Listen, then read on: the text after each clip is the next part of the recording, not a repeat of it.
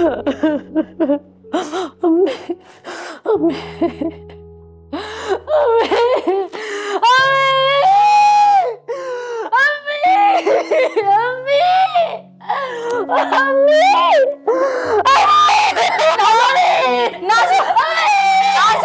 क्या हुआ बेटी, क्या हुआ? नाज़ो, मुझे अम्मी के पास ले जाए, मुझे अम्मी के पास जाना है। बेटा मैंने ट्रेन की टिकट बुक करवा ली है, हम इतवार को चले जाएंगे।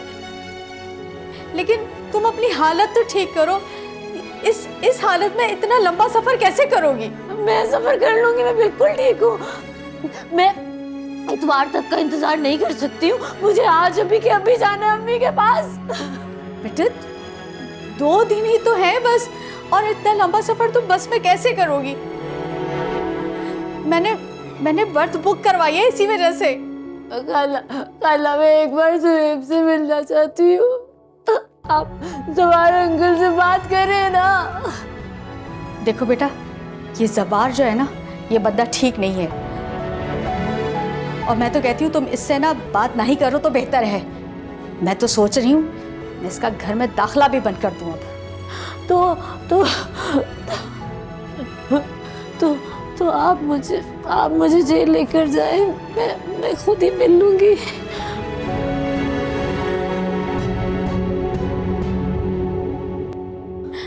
बेटा ठीक है, मैं करती हूँ बात।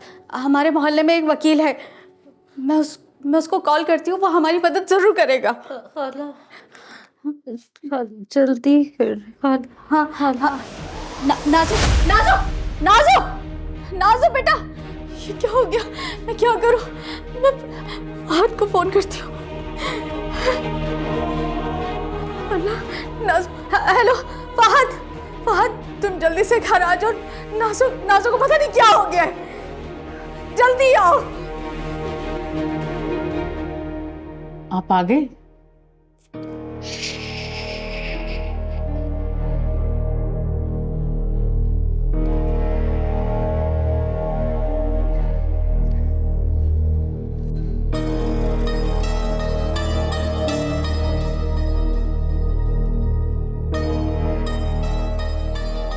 अब तुम्हारा सोफों पे बैठने का वक्त गया। नीचे बैठो।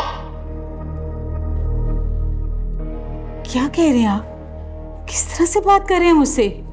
आप होश में तो हैं? होश में? होश में तो अब ये घर मेरे नाम हो चुका है, और बैंक का लोन भी मेरे नाम पे इशू हुआ है और मेरे अकाउंट में मौजूद है। अब अगर तुम्हें इस घर में रहना है ना, तो मेरी बांदी बन के रहो, वरना निकल जाओ यहां से। तुमने मेरे साथ धोखा किया, फ्रॉड किया मेरे साथ। मैं तुम्हें कभी माफ नहीं करूंगी।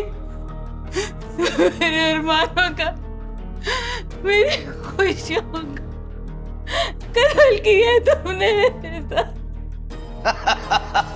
ओए, अब तुम इस काबिल ही नहीं रही। तुमने अपने होशो हवास में इस मकान के कागजात पे दस्तखत किए थे।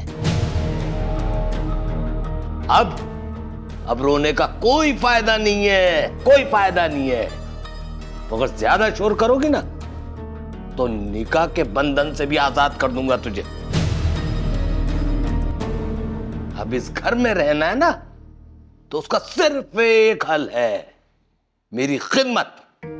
और हाँ, अभी तो 10 तोले सोना भी तुम्हारे पास है। अब इस उम्र में, बुढ़ापे में, इस शक्ल पे सोना पहन के क्या करोगी? मैं तुम्हें कभी जेवर नहीं दूंगी। क्या जेवर तुम्हारे निकाह से बढ़कर है? अब तुम्हारी कोई अहमियत नहीं रही है। बिठा लो यहां पे। अब अगर इस घर में रहना है, तो जेवर तो देने पड़ेंगे। इसलिए एक बात बता दूं, बड़ा सोच समझ के फैसला करना। वो सोच के, क्योंकि अगर मैंने तुम्हें इस घर से बाहर निकाल दिया ना, तो वो जो तुम्हारा बेटा बैठा हुआ है ना बाहर, वो भी तुम्हें नहीं रखेगा, शक्ल नहीं देखेगा तुम्हारी। तुमने मेरे साथ बहुत गलत किया। मेरी जिंदगी की सारी जमा पूंजी, मेरा सहारा छीन लिया। मेरा अल्लाह तुम्हें कभी माफ नहीं करेगा।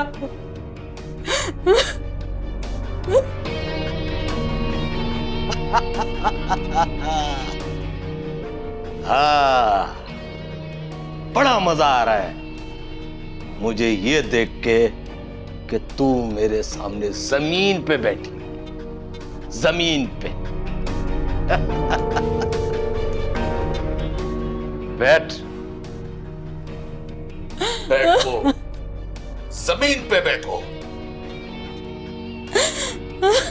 अल्लाह, मुझे किन गुनाहों की सजा मिल रही है?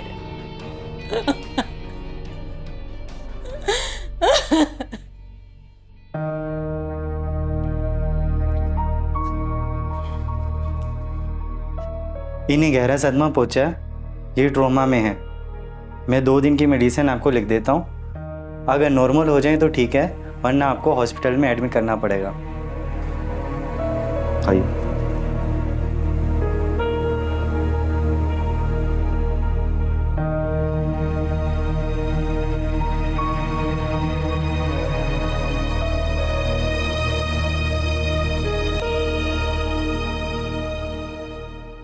अरे अब्बा, आपने तो साजदा आंटी को कहीं का भी नहीं छोड़ा।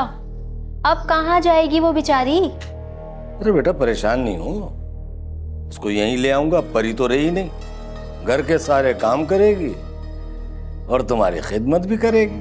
अरे वाह अब्बा, ये तो बहुत अच्छी बात है। परी और नाजो ना सही, नाजो की सास ही सही। दिल की आग बुझाने के लिए उनके मुतालिक कोई भी मिल जाए ना, तो उनको जलील करके दिल को बड़ा सुकून मिलता है। अच्छा अब ये बताओ कि मेरे दिल को सुकून पहुंचाने के लिए उसकी बलि कब चढ़ा रही हो? आपके ऑर्डर का इंतजार है। अगर आप कहें तो आज ही उसका काम तमाम कर दूं। देखो ये वक्त मुनासिब है। मेरी एजेंट से बात हुई है, उसने कहा है घर का काम 2 दिन में हो जाएगा। अब जब तक पुलिस किसी नतीजे पर पहुंचेगी तो हम बाप बेटी मुल्क छोड़ के दूर जा चुके होंगे। वीजे कब तक लग कर आएंगे अब्बा? अरे बेटा, तुम्हारे बाप की जेब में रहते हैं हर वक्त वीजे। अरे वाह, तो अब्बा फिर इस खुशी के मौके पर क्या होना चाहिए? भाई तुम्हारे हाथ की फेवरेट चाय। अच्छा जी, बस यूं लेकर आई। ले आओ।